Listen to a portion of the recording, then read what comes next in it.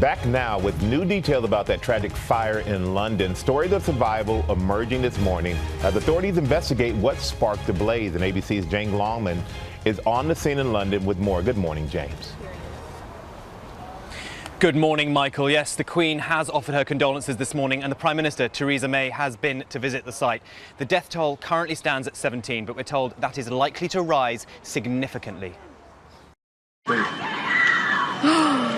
This morning, new video from inside that massive inferno in the heart of London. We're stuck on the 23rd floor! Alone! There's too many people stuck upstairs! This as we're learning more tales of desperate attempts for survival. Witnesses saying a baby fell nearly 10 stories to safety, miraculously caught by a bystander nearby. A lady appeared at the window. From what she was saying, I'm about to throw my baby, please catch the baby. This was an unprecedented fire in terms of scale, speed and spread. This morning, firefighters are still battling hotspots of the fire, using drones to see inside parts of the building they can't gain access to. We're using drones to be able to create access and visibility to certain parts of the building to be able to assess the integrity of the building. Pop star Adele, just one of the celebrities who came to lend support to the victims. Twitter users sharing pictures of the star, who appears to be wiping her eyes.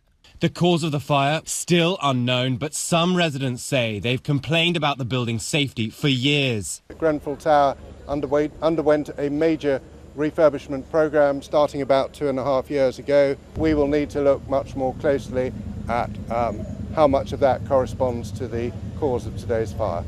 The management company saying we will cooperate fully with all the relevant authorities in order to ascertain the cause of this tragedy. Firefighters have been inside the building, but they can't do a comprehensive search until its integrity has been assured. There is a lot of anger here, residents asking how something like this could have happened. Michael? All right, thank you, James. A lot of questions to be answered. And we're joined now by Cal Fire Battalion Chief Mike Moeller in Riverside, California. And Chief Moeller, thank you for joining us. And Chief Moeller, if you live in a high-rise or an apartment and their fire alarm goes off, what should you do? What is the first thing you should do?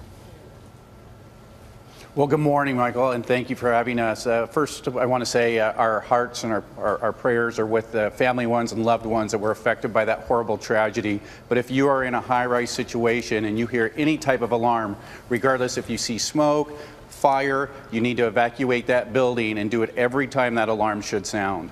Now, what if you're trying to leave your apartment, your door is warm, there's smoke coming in under the door, what is your next step then? So next step is, if you have smoke coming under your door, if you have heat, is to put a towel at the base of that door to call 911 and let them know exactly where you are, your apartment number, how many people are with you, so emergency officials know exactly where you are in that structure.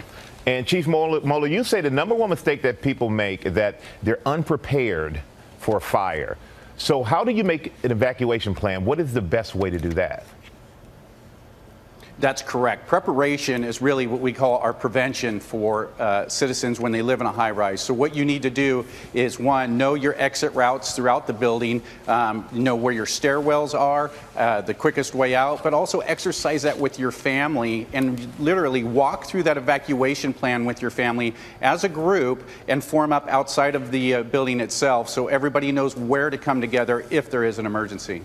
Well, Chief Moeller, thank you so much, and definitely advice that all of us here need to heed. Thank you very much.